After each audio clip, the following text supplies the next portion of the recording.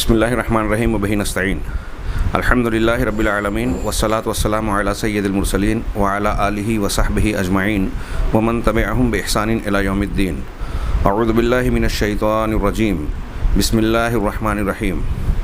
اللہ لا الہ الا هو الحی القیوم لا تأخذہ سنۃ ولا نوم. سامعین کرام، پچھلے درس میں ہم نے لا الہ الا اللہ کی قبولیت اور اس کے اللہ کے یہاں معتبر ہونے کی شرائط پر گفتگو کا آغاز کیا، اور پہلی شرط کہ لا الہ الا اللہ کے لیے سب سے اولین ضرورت یہ ہے کہ اس کا کہنے والا، اس کی گواہی دینے والا، اس کے معنی اور مدلول کو اچھی طرح جانتا اور سمجھتا ہو، اس کے علم سے جاہل نہ ہو، بلکہ اس کا صحیح معنی اور مفہوم ذہن نشین کرے اور دل سے اسے اختیار کرے. اس ضمن میں نے ایک آیت پیش کی تھی سورہ محمد کی کہ اللہ تعالیٰ نے ارشاد فرمایا فَاعْلَمْ أَنَّهُ لَا إِلَٰهَ إِلَّا اللَّهُ وَاسْتَغْفِرْ لِذَنبِكَ وَلِلْمُؤْمِنِينَ وَالْمُؤْمِنَاتِ، کہ اس بات کا علم حاصل کر لو، جان لو کہ اللہ کے سوا کوئی معبود برحق نہیں ہے، عبادت کے لائق نہیں ہے، اور اپنے گناہ کی مغفرت طلب کرتے رہو. ساتھ ہی مومن مردوں اور عورتوں کے لیے بھی بخشش و مغفرت کی دعا کرتے رہو. اس آیت کی تفسیر کرتے ہوئے شیخ عبد الرحمن بن ناصر السعدی رحمہ اللہ نے فعلم کہ تم علم حاصل کر لو لا الہ الا اللہ کا، اس ضمن میں بڑی خوبصورت تفسیر کی اور بیان کیا کہ اللہ کے اس حکم سے یہ بات واضح ہو جاتی ہے کہ لا الہ الا اللہ کا علم حاصل کرنا، اسے سمجھنا ہر مسلمان مرد اور عورت پر متعین ہے، وہ چاہے جو ہو، چھوٹا ہو بڑا ہو، بظاہر پڑھا لکھا ہو، مدارس اور اسکول یا درسگاہوں میں نہ گیا ہو، ہر حال میں ہر شخص کو اسے سیکھنا ہی ہے. لا الہ الا اللہ کے سیکھے بغیر کسی کی نجات ممکن نہیں ہے. پھر انہوں نے آگے ذکر کرتے ہوئے یہ بتایا کہ لا الہ الا اللہ کے معنی اور مفہوم کو جاگزی کرنے، اس کو سیکھنے کا کئی طریقہ ہے کہ کس طریقے سے اس کو ذہن نشین کیا جائے اور اس کو اختیار کرنے کے لیے اپنی داخل اور ظاہر کے اعتبار سے اپنے آپ کو آمادہ کیا جائے. تو اس کے سیکھنے کے طریقوں کا میں سے 8 طریقوں کا انہوں نے ذکر کیا. پہلا یہ کہ اللہ تبارک و تعالیٰ کے اسماء حسنی اور صفات علیٰ جو قرآن و حدیث میں آئے ہیں ان کے معنی اور مفہوم کو جانا جائے، کیونکہ اگر بندہ اللہ کے اسماء حسنی اور صفات علیٰ کو جانے گا، اس کے معنی اور مفہوم کو سیکھے گا، تو جتنا اس کو سیکھتا اور سمجھتا جائے گا، اس کا لازمی نتیجہ یہ نکلے گا کہ اتنا ہی وہ اللہ تبارک و تعالیٰ کی معرفت اور کلمہ توحید کی گہرائی کو جاننے اور سمجھنے کے لائق ہوگا، اور یہ چیز اسے لا الہ الا اللہ کے تقاضوں پر عمل کرنے پر ابھارے گی. اللہ تبارک و تعالیٰ کے اسماء حسنی کے بعد اللہ تعالیٰ کے افعال، جو کائنات کے نظام کو چلانے میں بحیثیت ربوبیت اللہ تعالیٰ انجام دے رہا ہے، اللہ کے ان افعال کا علم حاصل کرنا، جس کا تذکرہ قرآن و حدیث میں تفصیل سے موجود ہے، اور بندہ اپنی عقل اور فطرت کے ذریعے سے بھی اسے محسوس کرتا ہے، اسے برتتا ہے، اپنی آنکھوں سے دیکھتا ہے، سنتا ہے، اپنے گرد و پیش میں اندر اور باہر اس کا مشاہدہ کرتا ہے، تو اسے بھی سامنے رکھا جائے. پھر اس کے علاوہ انہوں نے کہا کہ اللہ تبارک و تعالیٰ نے توحید کے ماننے والوں کے تعلق سے جو ان کی حکایتیں، ان کے واقعات نقل کیے، اس کا علم حاصل کیا جائے. توحید کے نہ ماننے والے اور اس کا انکار کرنے والوں کا جو انجام ہوا، اور ان کی معرفت حاصل کی جائے کہ جو لوگ توحید کو نہیں مانتے ان کا کیا ہوگا. اسی طریقے سے اللہ کی جتنی آسمانی کتابیں ہیں، سب کا اس بات پر اتفاق ہے کہ اللہ کے سوا کوئی معبود برحق نہیں ہے. ایک چیز یہ بتائی کہ جتنے اللہ تعالیٰ کے وہ بندے ہیں جن کو ہم علم و عمل میں، اللہ کی معرفت میں، دین کی جانکاری کے سلسلے میں اعلیٰ درجے کا مانتے ہیں، جس میں سر فہرست انبیاء کرام علیہم الصلاۃ والسلام کی ذات ہے. پھر ان کے بعد صحابہ اور صالحین اور اولیاء درجہ بدرجہ، اس میں محدثین، مفسرین، دیگر علماء کرام جو علماء ربانیین ہیں، جو معتبر علماء ہیں، ان تمام کی مشترکہ گواہی ہے. بلکہ قرآن نے کہا شہد اللہ انہ لا الہ الا اللہ والملائکۃ واولو العلم، اللہ نے بھی اس بات کی گواہی دی کہ اللہ کے سوا کوئی معبود برحق نہیں، فرشتوں نے بھی اور اولو العلم بھی. جو علم والے لوگ ہیں، اس میں اہل علم کی، جو صحیح علم والے ہیں، ان کی انتہائی زبردست فضیلت اس آیت سے ثابت ہوتی ہے، جیسا کہ علامہ ابن قیم اور دوسرے علماء نے اس آیت کی روشنی میں بیان کیا کہ اللہ تبارک و تعالیٰ نے اپنی گواہی کا ذکر کیا. انشاءاللہ اس پر ہم اگلے دروس میں گفتگو کریں گے. پھر اس کے بعد فرشتوں کی گواہی کا، اور فرشتوں کے بعد اللہ تعالیٰ نے اپنی مخلوق میں اہل علم کا ذکر کیا. تو علامہ ابن قیم رحمہ اللہ فرماتے ہیں کہ اگر علماء دین، علماء ربانیین سے بڑھ کر درجے اور مرتبے میں کوئی اور بھی ہوتا تو اللہ تبارک و تعالیٰ ان کا تذکرہ کرتا.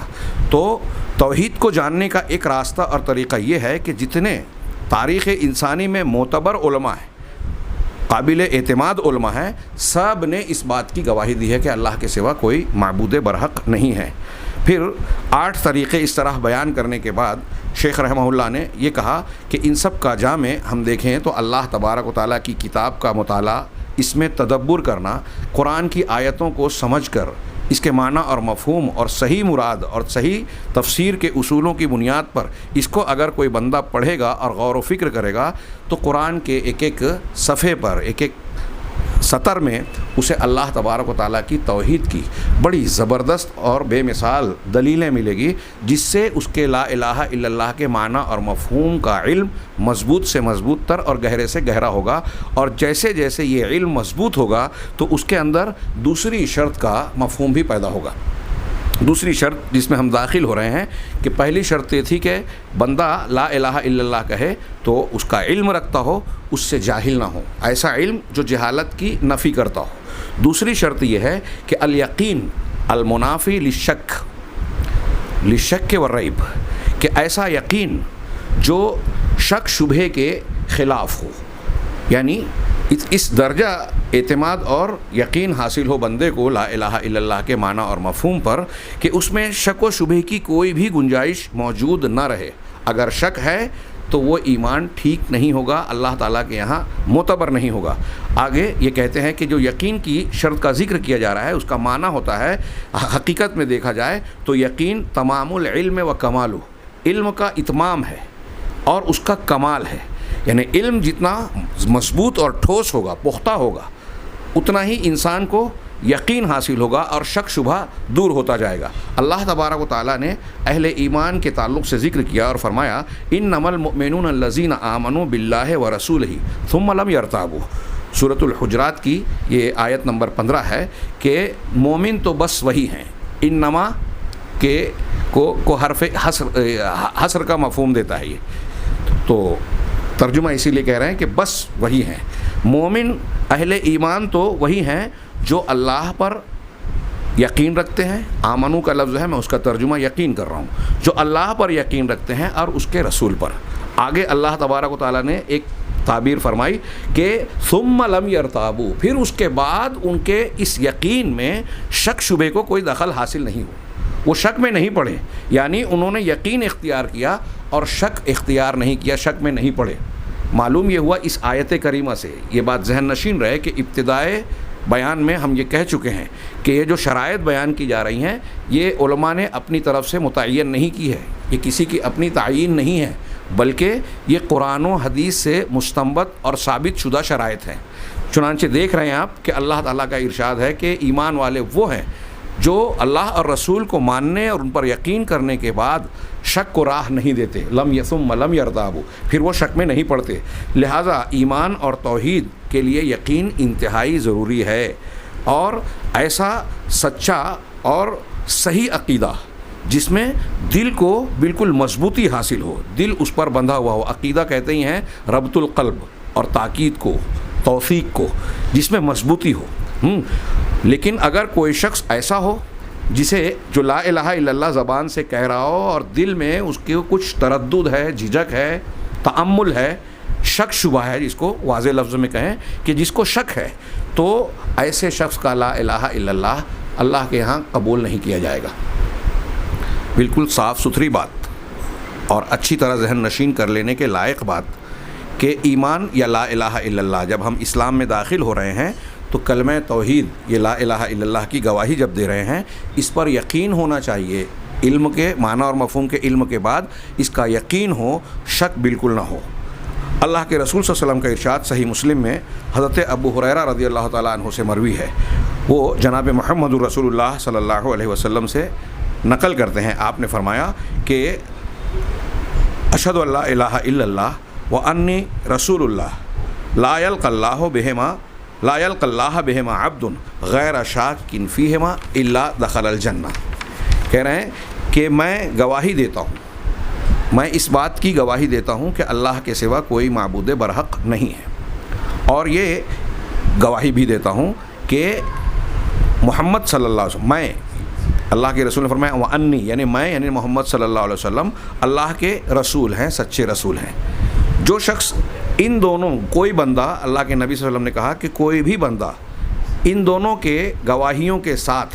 اگر اللہ سے ملاقات کرتا ہے، لیکن شرط آپ نے کیا رکھی اس میں؟ غیر شاک فیہما، ان دونوں میں شک نہ کرتے ہوئے۔ اس سے پتہ یہ بھی چلا کہ جس طرح لا الہ الا اللہ کے ماننے کے لیے یہ شرط ہے اس گواہی کے لیے کہ آپ یقین رکھیں، اسی طرح محمد رسول اللہ جو شہادت کا دوسرا حصہ ہے، جس کو ملا کر ہم شہادتین کہتے ہیں، محمد رسول اللہ کہتے ہوئے بھی انسان کو یقین ہونا چاہیے۔ ایک آدمی لا الہ الا اللہ کو مان رہا ہے، یقین بھی ہے، لیکن محمد رسول اللہ صلی اللہ علیہ وسلم پر شک ہے، تب بھی اس کا ایمان مقبول نہیں ہوگا۔ تو نبی کریم صلی اللہ علیہ وسلم کی حدیث کا ترجمہ پورا کر لیں کہ جو شخص ان دونوں گواہیوں کے ساتھ اس طرح سے اللہ سے ملاقات کرے کہ ان دونوں میں اسے کچھ بھی شک نہ ہو، الا دخل الجنہ، مگر وہ جنت میں داخل ہو جائے گا۔ ہم سیاق سے ترجمہ مستقبل کا کر رہے ہیں، ایسے مقامات پر احادیث میں عام طور سے فعل ماضی استعمال ہوا ہے، جس کو ہم انگریزی میں پاسٹ ٹینس کہتے ہیں، فعل ماضی۔ کیوں؟ اہل علم نے ایک معنی، ایک حکمت اس کی یہ بتائی کہ اللہ کے طرف سے، رسول اللہ صلی اللہ علیہ وسلم کی طرف سے جو وعدے کیے گئے ہیں قرآن و حدیث میں، اگرچہ یہ مستقبل سے تعلق رکھتے ہیں، لیکن چونکہ یہ اللہ کا فیصلہ ہے تو اتنا پختہ اور یقینی ہے کہ گویا مستقبل کی بات ہوتے ہوئے بھی یہ ایسے ہی ہے جیسے ماضی کی بات ہے، یعنی ہو چکی، اس کا ہونا بالکل طے ہے۔ تو جو شخص اس یقین کے ساتھ کہ اس میں کوئی شک کی گنجائش نہیں ہے، یہ دونوں گواہیاں دے گا، وہ جنت میں ضرور داخل ہوگا، یہ طے شدہ بات ہے۔ چنانچہ اللہ کے نبی صلی اللہ علیہ وسلم نے یقین کی شرط لگائی، کیسے؟ شک کی نفی کر کے، یہاں وضاحت سے کہا کہ اس میں اسے بالکل بھی شک نہ ہو۔ آگے دوسری حدیث میں اللہ کے نبی صلی اللہ علیہ وسلم نے ارشاد فرمایا، من لقیتا من وراء هذا الحائط یشهد ان لا الہ الا اللہ مستیقنا بها قلبہ فبشرہ بالجنہ۔ یہ حدیث جو یہاں اللہ کے نبی صلی اللہ علیہ وسلم کی نقل کی گئی ہے، اس کا ایک پورا واقعہ ہے۔ حضرت ابو ہریرہ رضی اللہ تعالیٰ عنہ نبی کریم صلی اللہ علیہ وسلم کو تلاش کرتے ہوئے ایک باغ میں پہنچے، اور وہاں آپ سے ملاقات جب ہوئی تو آپ نے یہ ارشاد فرمایا، اور پھر انہیں لوگوں کو بشارت دینے کے لیے کہا کہ تم یہ بات لوگوں کو سنا دو۔ اللہ کے رسول صلی اللہ علیہ وسلم کی نعلین آپ لے کے گئے، ساتھ میں جوتیاں، تاکہ یہ ثبوت رہے کہ آپ کے پاس سے آ رہا ہوں۔ اور پھر حضرت عمر نے ان کو روکا، آ کے پھر کہا کہ لوگوں کو اگر یہ بات بتائے تو شاید لوگ اسی پر بھروسہ کر لیں، عمل چھوڑ دیں گے۔ آپ نے روک دیا۔ اس کا یہ مطلب نہیں ہے کہ بات اللہ کے نبی صلی اللہ علیہ وسلم کو نہیں سمجھتی تھی۔ جب آپ نے یہی بات حضرت معاذ بن جبل رضی اللہ تعالیٰ عنہ سے کہی، بخاری مسلم کی حدیث ہے کہ تم جانتے ہو کہ اللہ کا حق بندوں پر، بندوں کا حق اللہ پر کیا ہے، اور پھر اسے بیان کرنے کے بعد کہا کہ جو لا الہ الا اللہ کی گواہی دے گا، اللہ تبارک و تعالیٰ اس کو عذاب نہیں دے گا، یہ اللہ پر حق ہے بندوں کا، اللہ نے خود اپنے اوپر مقرر کیا ہے۔ تو انہوں نے کہا کہ کیا میں لوگوں کو اس کی بشارت اور خوشخبری نہ دے دوں؟ آپ نے کہا نہیں، ورنہ لوگ اسی پر بھروسہ کر لیں۔ تو یہ حدیثیں جانتے ہوئے آدمی کو یہ محسوس، یہ علم بھی رکھنا چاہیے کہ یہ جو بات کہی جا رہی ہے یہ صرف اتنا ہی نہیں ہے، لا الہ الا اللہ کی جو جنت کی کلید اور کنجی ہے، اس کے دندانے جو آگے بھی آ رہے ہیں ان کا بھی ہونا ضروری ہے۔ جس آدمی کے یہ دندانے ٹھیک ٹھاک نہیں ہوں گے تو اس کا لا الہ الا اللہ کمزور ہوگا، یا اگر یہ چیز شرائط ہی نہیں ہوگی تو اس کا لا الہ الا اللہ ہوتے ہوئے بھی نہ ہونے کے جیسا ہوگا۔ اچھی طرح اس کو ذہن نشین کر لینا چاہیے۔ تو یہی وجہ ہے کہ بہت سارے لا الہ الا اللہ کہنے والے بھی جہنم میں جائیں گے۔ یہ الگ بات ہے کہ اگر کفر اکبر، شرک اکبر اور نفاق اکبر نہیں ہوگا تو وہ جلد یا بدیر جہنم سے نکل کر جنت میں جائیں گے، لیکن جائیں گے ضرور۔ یہ اہل سنت والجماعت کا متفقہ عقیدہ ہے جو بہت ساری ثابت شدہ نصوص پر منحصر ہے۔ چنانچہ نبی کریم صلی اللہ علیہ وسلم نے جو یہ ارشاد فرمایا اس کا ترجمہ یہ ہے کہ اللہ کے رسول صلی اللہ علیہ وسلم نے حضرت ابو ہریرہ سے کہا، من لقیت من وراء ھذا الحائط، اس چار دیواری کو جو باغ کی گھیرا بندی تھی، کہا اس دیوار یا اس گھیرا بندی کے باہر تم جس سے بھی ملاقات کرو، ہاں اس کو یہ بات بتاؤ کیا، یشہد اللہ الہ الا اللہ مستیقنا بہا قلبہ، جو ایسے آدمی سے تمہاری ملاقات ہو جو لا الہ الا اللہ کی گواہی دیتا ہو۔ کیسے دیتا ہو؟ صرف گواہی کی بات یہاں نہیں کی، مستیقنا بہا قلبہ، جس پر اس کا دل یقین رکھتا ہو،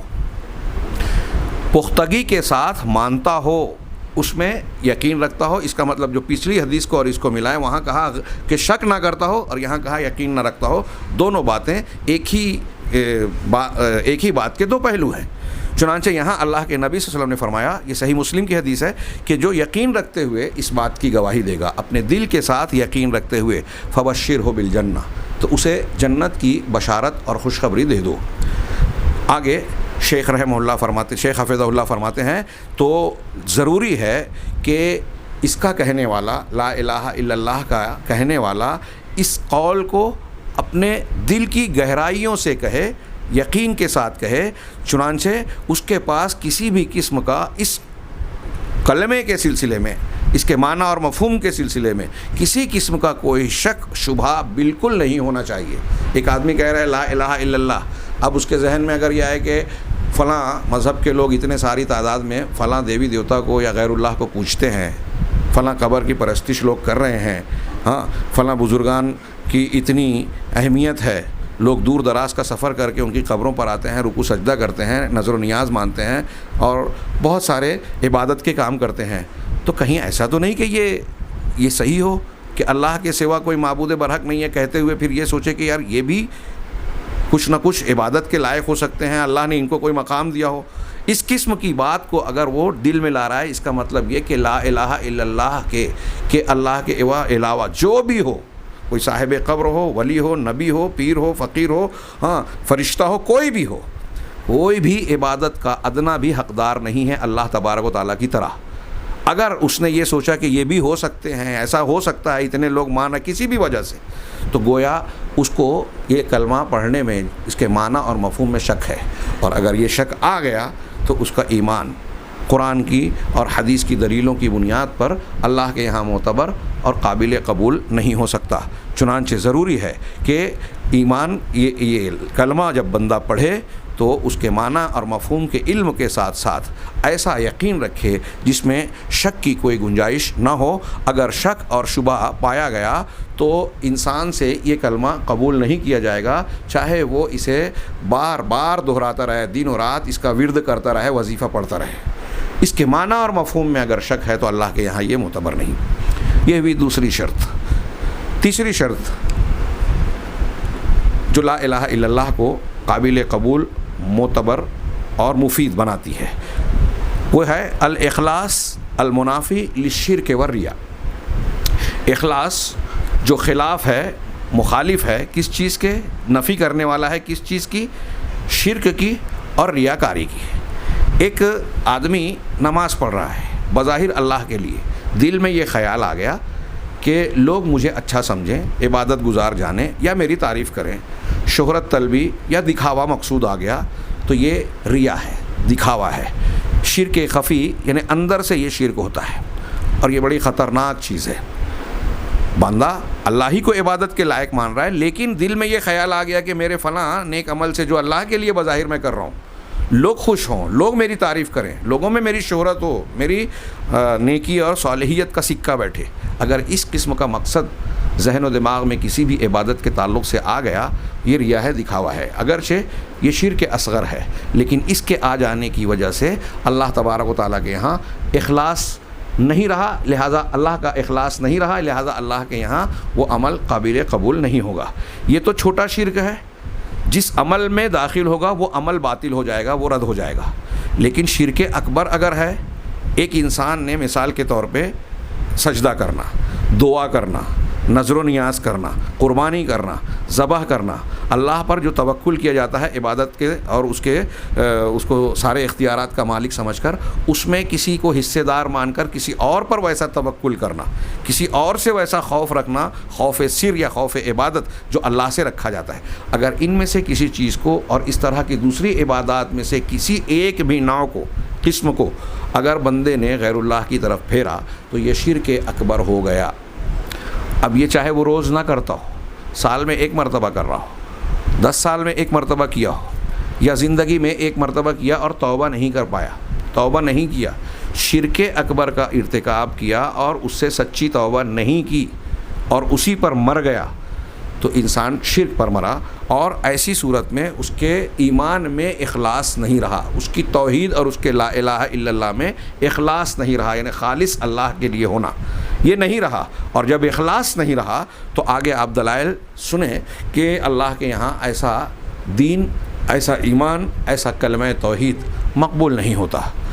تو تیسری چیز یہ ہے کہ شرک کی بالکلیہ نفی، انسان اپنے قول ہی سے نہیں، لا الہ الا اللہ جب کہہ رہا ہے تو یہ کہہ رہا ہے کہ اللہ کے سوا کوئی معبود برحق نہیں، تو زبان سے کہہ رہا ہے کہ دوسرے ہر ایک کی عبادت کا میں رد کر رہا ہوں، یعنی شرک کو نہیں مانتا۔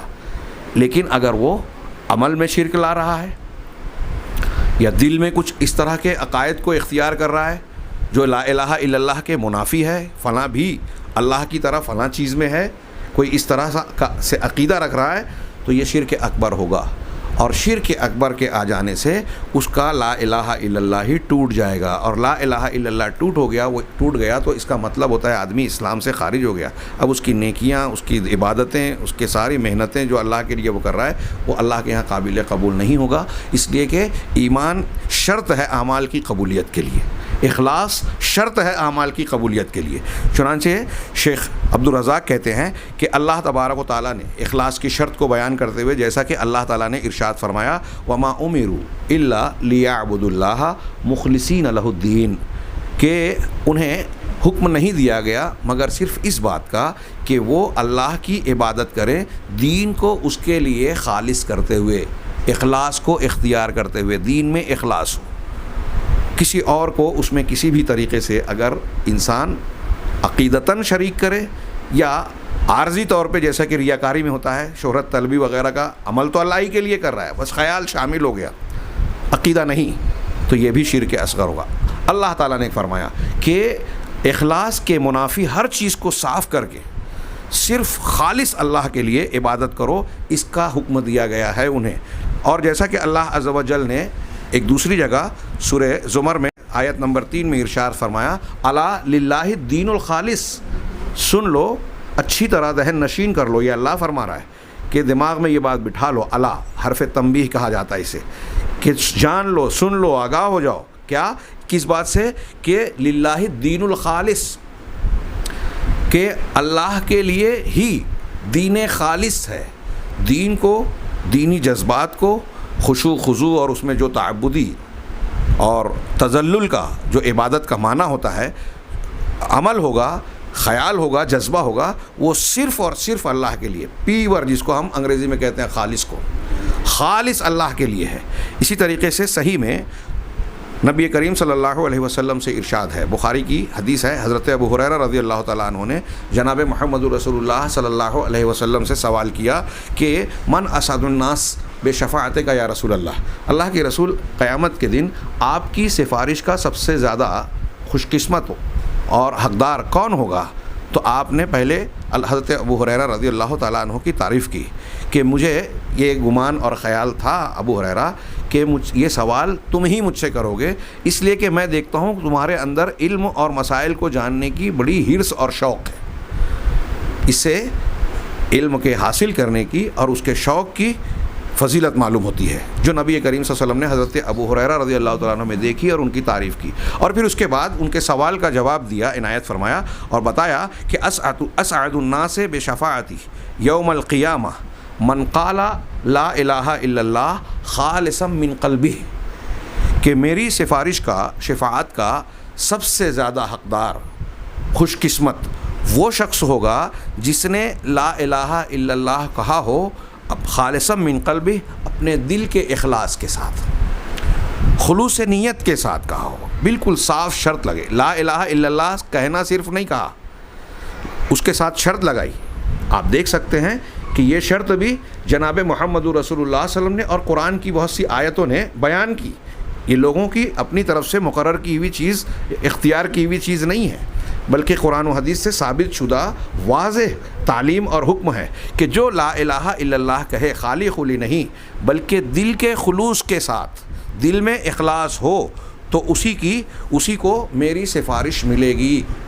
اب ہمارے یہاں کچھ لوگوں کے یہاں جو یہ غلط تصور، مغالطہ پایا جاتا ہے کہ جیسے دنیا میں ایک انسان اپنے کچھ پسندیدہ لوگوں کا ساتھ پکڑتا ہے اور بڑے لوگوں کے پاس جا کے کہتا ہے کہ فلاں کے پاس ہمارا سفارش اور وسیلہ لگا دو. ابھی آیت الکرسی میں منزل الذی یشفع عندہ الا باذنہ میں یہ بحث آئے گی. تو وہ لوگ یہاں پر غور کریں کہ وہ ایسا سمجھ رہے ہیں کہ اپنے طور سے ہم اگر کسی کو سمجھ لیں کہ یہ بالا پہنچے ہوئے بابا ہیں، بزرگ ہیں، ولی ہیں، ہوا میں اڑتے تھے، فلاں فلاں کرامت کا مظاہرہ کرتے تھے، اتنے فلاں وضو سے فلاں فلاں نمازیں پڑھتے تھے، اس لیے ہم نے یہ طے کر لیا کہ یہ سفارش کریں گے اگر ہم ان کو پکاریں گے. کیا اللہ نے آپ کو یہ بتایا ہے کہ ان کو اجازت ملے گی اور آپ کے لیے اجازت ملے گی؟ نہیں. سفارش کا حقدار ہونے کے لیے یہ ایک شرط ہے کہ آپ لا الہ الا اللہ اخلاص قلب کے ساتھ، خلوص قلب کے ساتھ کہیں. اس کا مطلب مفہوم مخالف یہ ہوا کہ اگر آپ لا الہ الا اللہ خلوص کے ساتھ نہیں کہہ رہے ہیں، آپ کا لا الہ الا اللہ شرک سے اور شرک کی آمیزش اور ملاوٹ سے پاک نہیں ہے، تو آپ کا لا الہ الا اللہ اللہ کے یہاں معتبر نہیں ہوگا. الذین آمنوا ولم یلبسوا ایمانہم بظلم، سورہ انعام میں اللہ نے فرمایا جو لوگ ایمان لائے اور اپنے ایمان کے ساتھ ظلم کی آمیزش نہیں کی. اللہ کے نبی صلی اللہ علیہ وسلم کی بخاری میں حدیث ہے، صحابہ کے پوچھنے پر آپ نے بتایا کہ ظلم سے مراد یہاں شرک ہے، یعنی ایمان کے ساتھ شرک کی ملاوٹ اگر ہو گئی تو اولئک لہم الامن. ہاں، تو جو لوگ شرک نہیں ملاتے ان کو امن ملے گا، وہی عذاب سے بچیں گے، اور یہی لوگ ہدایت یاب ہیں. قرآن کا فیصلہ ہے. ایسی اور بھی متعدد دلیلیں ہیں. یہاں جو سفارش کی بات کہی ہے، میں اسے خاص طور سے توجہ دلانے کے لیے ایک صحیح مسلم کی ایک اور روایت کی طرف اشارہ کروں کہ جناب محمد رسول اللہ صلی اللہ علیہ وسلم نے ارشاد فرمایا کہ لکل نبی دعوت مستجابہ، ہر نبی کو ایک ایسی دعا دی گئی جو اس کی دعا کو اختیار دیا گیا، ان کی مقبول دعا دی گئی. گویا ہر نبی کو یہ اختیار دیا کہ ایک دعا مانگیے، آپ کی وہ دعا ضرور قبول کی جائے گی. تو اللہ کے نبی آگے فرماتے ہیں فتعجل کل نبی دعوتہ، ہر نبی نے اپنی دعا کو مانگنے میں جلدی کی، یعنی دنیا میں مانگ لی. وانی قد اختبأت دعوتی، لیکن میں نے اپنی دعا کو روک رکھا ہے، ریزرو کر لیا، روک لیا، دعا مانگی نہیں. کیوں؟ شفاعۃ لامتی یوم القیامہ.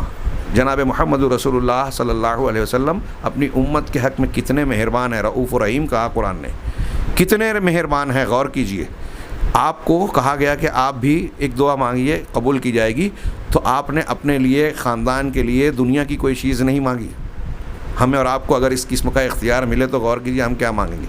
انہوں نے نبی کریم صلی اللہ علیہ وسلم نے اس دعا کو اپنے لیے نہیں مقرر کیا بلکہ روک لیا، اور اس دعا کو ریزرو کر دیا کہ قیامت کے دن میں اپنی امت کی سفارش کے لیے اس کو میں روک رکھ رہا ہوں. یہ اختیار میں وہاں جو اللہ نے مجھے دیا وہاں میں اختیار کروں گا، جس کی بنیاد پر آپ کو شفاعت کبریٰ کا حق ملے گا. تمام انبیاء معذرت کریں گے اور آپ کو سجدے میں جانے اور حمد و ثنا کے بعد اجازت ملے گی. آپ خود سے اپنی طرف سے نہیں کریں گے. جب اجازت ملے گی، یا محمد ارفع راسک سل تعطیٰ اشفع تشفع، انشاءاللہ اس پر ہم آگے بحث کریں گے.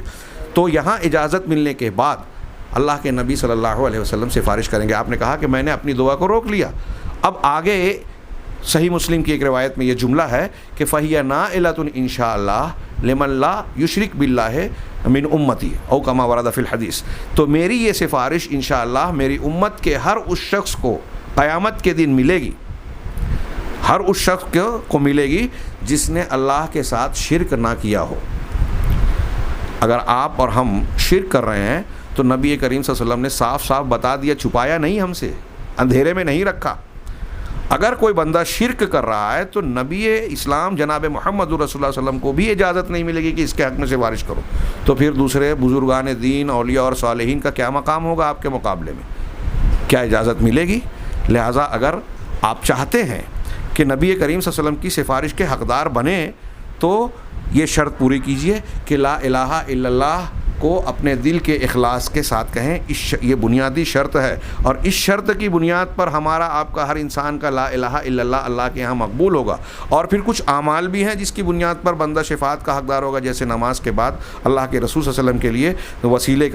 کی دعا کرنا، اللہم رب ھذہ الدعوۃ التامہ والی جو دعا بتائی ہے اس کو بھی بتایا کہ جو یہ پڑھے گا اللہ کے یہاں وہ سفارش کا حقدار ہوگا. بہرحال اس حدیث کو نقل کرنے کے بعد شیخ کہتے ہیں فاشترط علیہ الصلوۃ والسلام الاخلاص. جناب محمد رسول اللہ صلی اللہ علیہ وسلم نے اس حدیث میں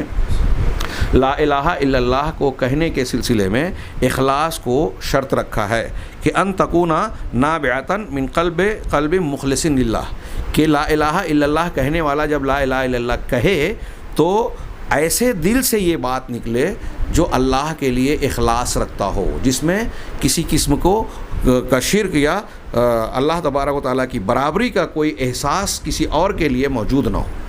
ایک بندہ اگر لا الہ الا اللہ کہہ رہا ہے، لیکن اگر وہ کائنات کی کسی بھی ہستی کو، وہ آسمان کی مخلوقات ہوں، زمین اور کائنات کی مخلوقات و جمادات نباتات میں سے، مظاہر قدرت میں سے،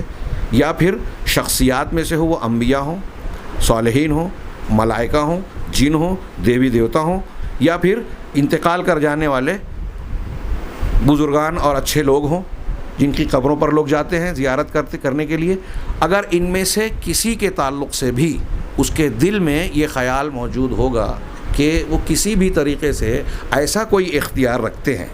جو اللہ کا اختیار ہے، ایسی کوئی خوبی اور خصوصیت رکھتے ہیں جو اللہ کی خوبی اور خصوصیت، جیسے اللہ تعالیٰ کا علم غیب، جیسا علم غیب اللہ کو ہے ویسا اگر کسی انسان کے بارے میں مانا، کسی نبی اور پیغمبر کے بارے میں مانا. اللہ تبارک و تعالیٰ بارش برساتا ہے، اولاد دیتا ہے. اگر کوئی یہ سمجھے کہ فلاں بزرگ کے قبر پہ جائیں یا فلاں سے کہیں تو وہ بھی اولاد دے سکتے ہیں یا دلا سکتے ہیں، تو وہ مخلص دل نہیں رہا، اخلاص والا دل نہیں رہا. ایسے خیال والا، ایسے عقیدے اور جذبے والا یا اس بات کو ماننے والا انسان لا الہ الا اللہ کہہ رہا ہے تو وہ اللہ کے نبی صلی اللہ علیہ وسلم کے ارشاد کے مطابق خالصا من قلبہ لا الہ الا اللہ نہیں کہہ رہا ہے، دل کے خلوص کے ساتھ نہیں کہہ رہا ہے. یہاں اس کلمے کے ذریعے سے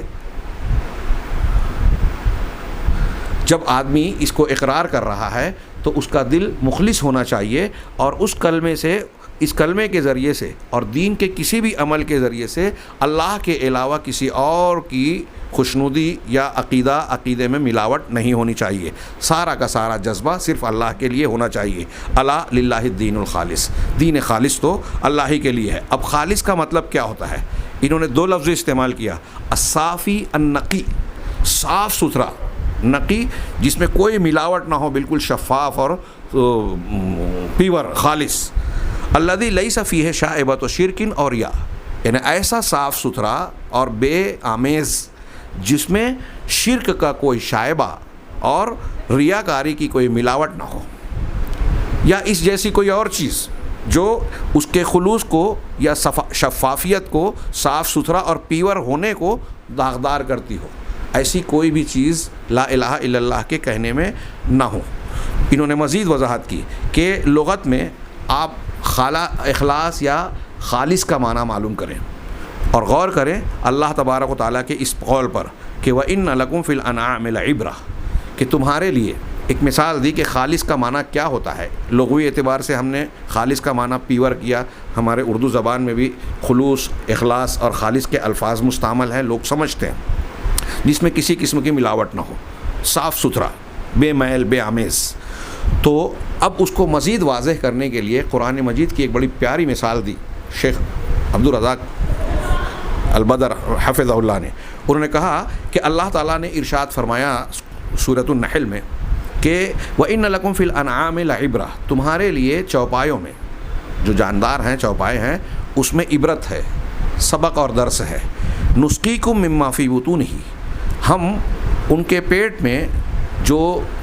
ایک سیال مادہ پیدا کرتے ہیں اس کو ہم تمہیں پلاتے ہیں، تم کو اس سے سیراب کرتے ہیں، آسودہ کرتے ہیں. کیسے؟ مما بین فرث و دم، جو کہ لید اور خون اور لید کے درمیان. فرض کا ترجمہ میں لید کر رہا ہوں، مطلب ان کے جو پیٹ کی غلاظت ہے، ہمارے ہاں اس کو گوبر بھی کہہ لیجئے. تو خون اور لید کے درمیان سے جس کو اللہ تبارک و تعالیٰ پیدا کرتا ہے اسے ہم تمہیں پلاتے ہیں لبنن خالصاً، خالص دودھ، سائغ للشاربین، جو پینے والوں کے لیے عمدہ اور لذیذ ہوتا ہے۔ اللہ تبارک و تعالیٰ نے یہاں اس دودھ کے لیے خالص کا لفظ استعمال کیا، یعنی خالص کیا، یعنی یہ صاف ستھرا بے آمیزش ہوتا ہے، بالکل شفاف ہوتا ہے۔ اس میں خون کا اور لید وغیرہ کا جو جانور کے پیٹ میں ہوتی ہیں، جس کے درمیان کی نسوں سے یہ بن رہا ہے، اس میں اس دودھ کے اندر ان چیزوں کا کوئی اثر نہیں آتا، کوئی اس کی تاثیر، بدبو یا اس کی ملاوٹ نہیں ہوتی، تو ان دونوں کا کوئی شائبہ موجود نہیں ہوتا، حالانکہ وہ فرث اور دم یعنی لید اور خون کے بیچ سے نکلتا ہے، وہاں سے بنتا ہے، لیکن وہ انتہا درجے کا صاف ستھرا اور انتہا درجے کا نقی، شفاف ہوتا ہے۔ چنانچہ اللہ رب العالمین کی عبادت کا اخلاص یہ ہوا کہ اس کی عبادت صاف ستھری، خالص اور بغیر کسی ملاوٹ اور بغیر کسی آمیزش کے ہو، لم یرد بہا الا اللہ، جس میں اس نے اللہ تبارک و تعالیٰ کے سوا کسی کو نہ چاہا ہو، اس کا کوئی جذبہ، کوئی نیت اللہ کے علاوہ کسی اور کی طرف معمولی سی بھی جو ہے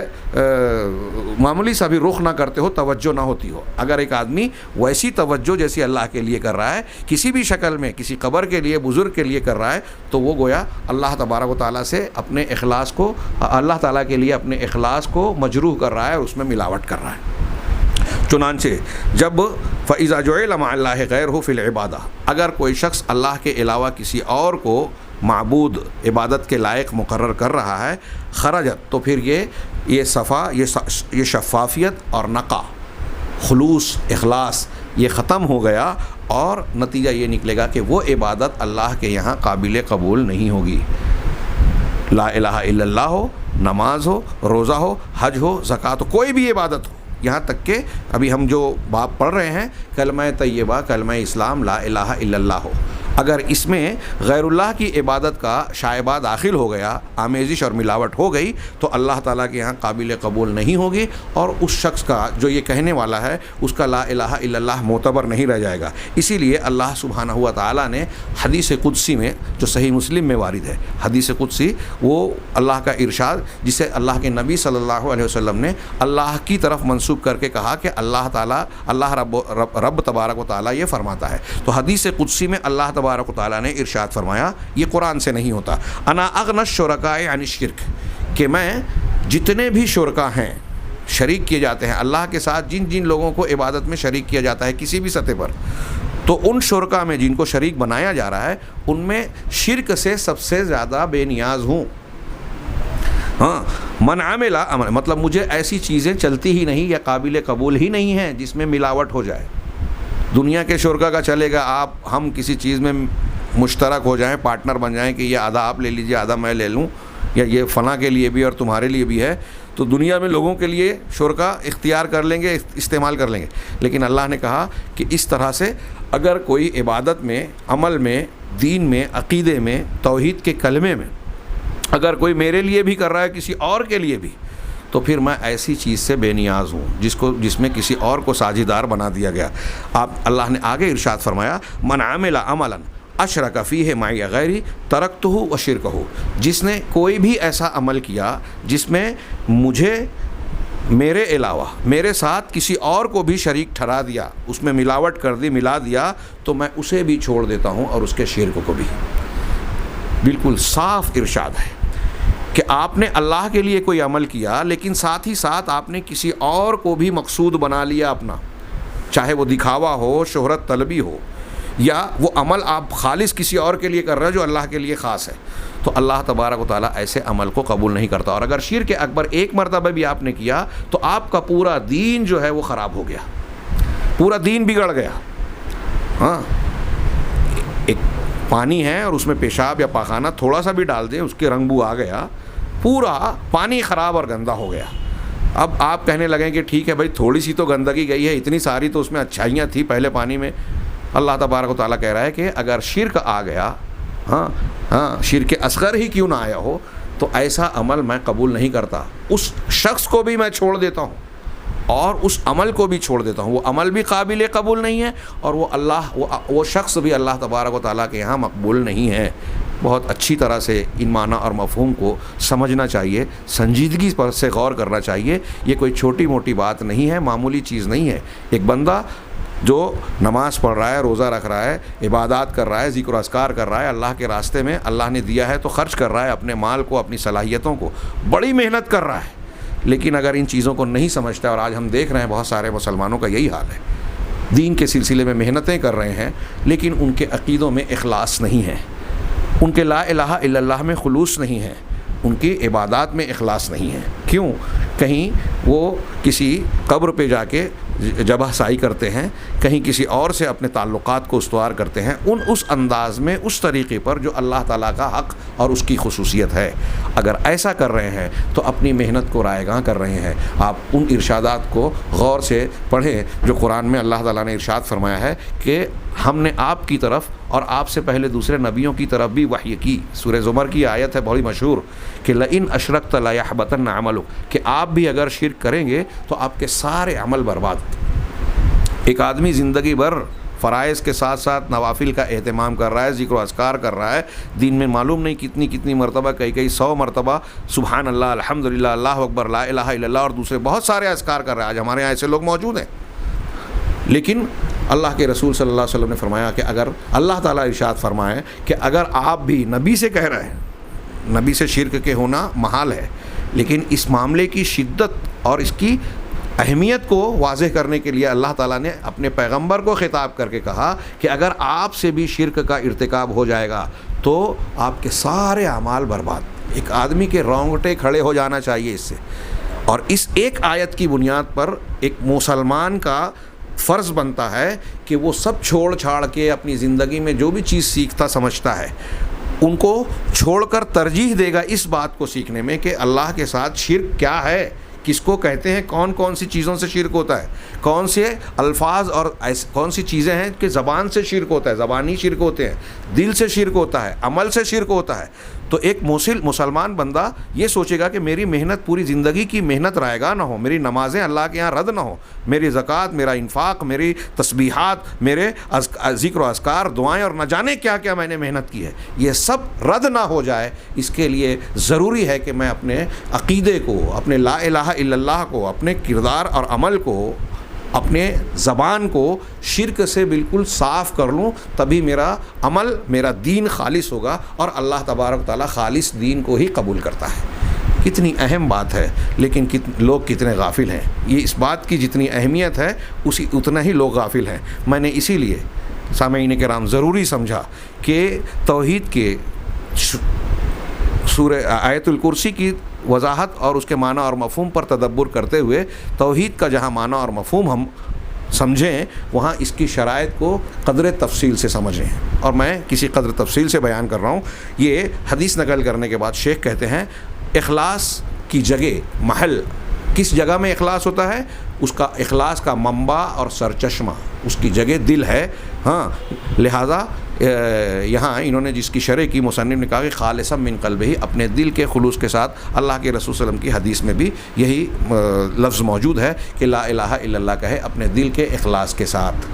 تو یہ اخلاص، یہ تیسری شرط جو ہم نے پڑھی کہ لا الہ الا اللہ اللہ کے یہاں معتبر اور مقبول اسی وقت ہوگا جب اس کے اندر اس کی شرائط موجود ہوں گی۔ یہ شرائط لا الہ الا اللہ کی چابی، جو جنت کی چابی ہے، کنجی ہے، اس کی اسنان ہے۔